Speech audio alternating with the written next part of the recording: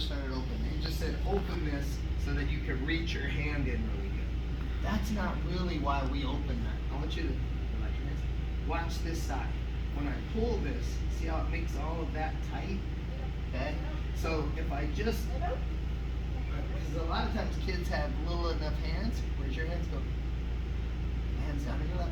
And so that they can just reach in there. But notice it didn't move that in. Okay? When we do that, we want to take up all the slack on the other side. So that's why we open it. So now when I reach far in, it helps make that side already tight. Then I'm going to go underneath my own arm, and same thing. I'm going to go tight. Then I'm going to try to look into my palms, and then elbows down. Okay? So I go open, grab, under, grab, look into your own palms. What that does is it puts that bone right into his neck. Okay? And then down. Okay? It's not this. I want you to think of it almost like a pair of scissors. Watch this how close these get. When I go down, it brings those together. If I go out, watch what happens. See how they go further apart? So even though I'm showing you this, some of you are going to go here and here, and then you're going to try to lift your elbows up. It's not a lift up, it's a pull down. Okay? And you can also pull with your legs while doing that. Okay? So open and grab, under and grab, and then I'll try to go easy, turn, and elbows down. Okay? So what's the first thing I do? Open up.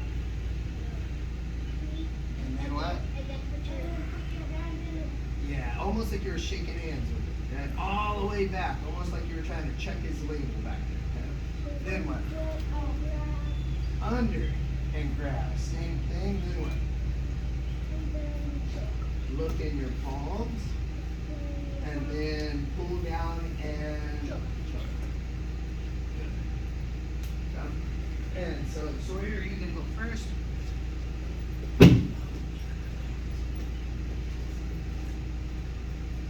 Easy. And so you're going to open the door.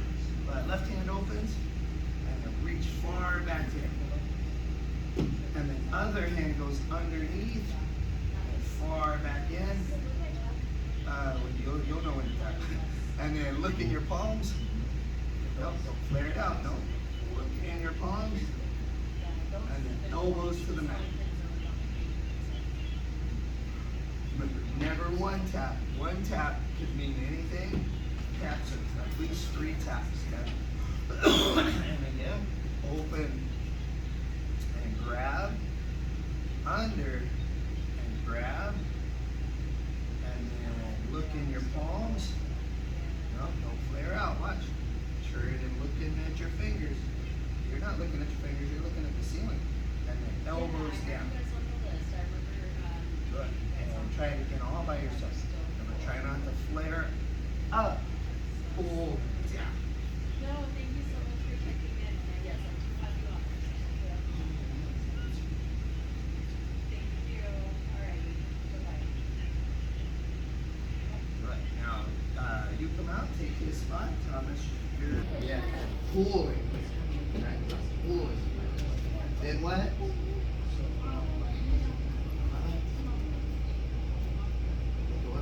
Grab the wrist. Grab the wrist. And then what? Over the shoulder. So that foot stays down, this elbow stays down, and then just pop up. Okay? Then what? Yeah, weave the arm and grab your own wrist. Okay?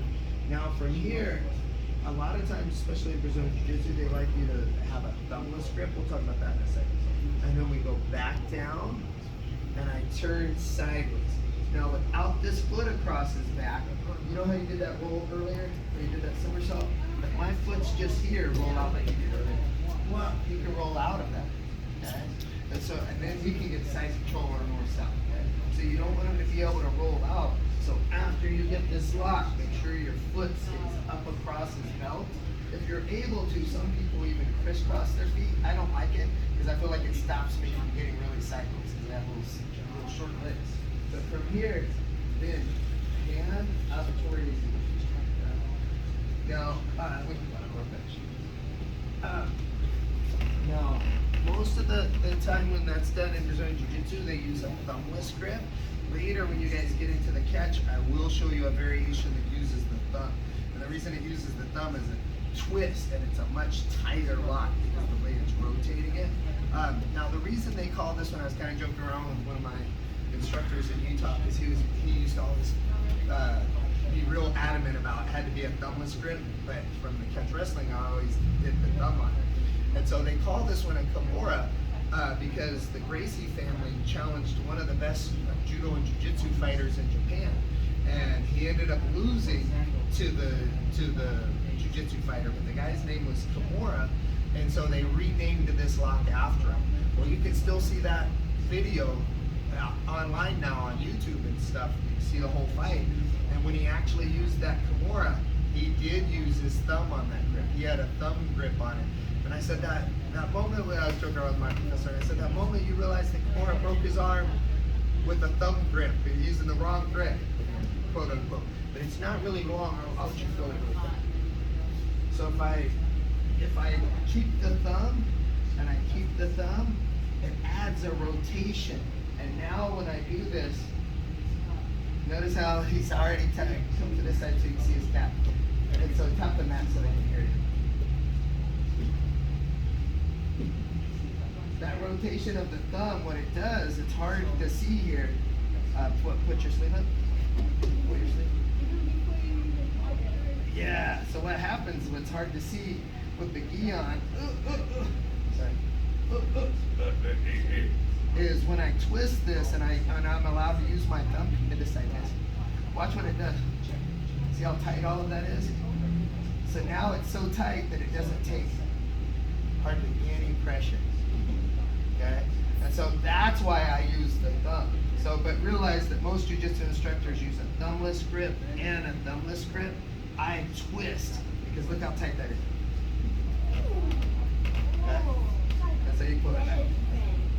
And so, but realize that most people will tell you you're doing it wrong if you do it that way, but most of them haven't seen that version, and they grab with their thumb, but they don't know to twist with their thumb. And that's why I like that extra little twist into it. So if I just grab, that doesn't happen. It doesn't do it. I have to use that thumb. It's almost like you were, if you've ever, like on a motorcycle, like you're throttling. Okay? And so let's get that one to try now. So you'll try it on Eli. Thank you, sir. So we'll start in closed guard. Hands up tall. Be careful, he's coming your way some. You're gonna clear the arms and pull with your legs. Pull with your legs as well. That way he puts his weight on his arm. Set up and over. Weave the arm and grab your own wrist. As you fall back down, turn sideways to him like you were gonna look in his ear. And then slowly hand toward his ear. And shoot again. And clear and pull. And then over the shoulder. Watch out, don't be too close now. This is going to be on the move. And then back down, turn, and lock.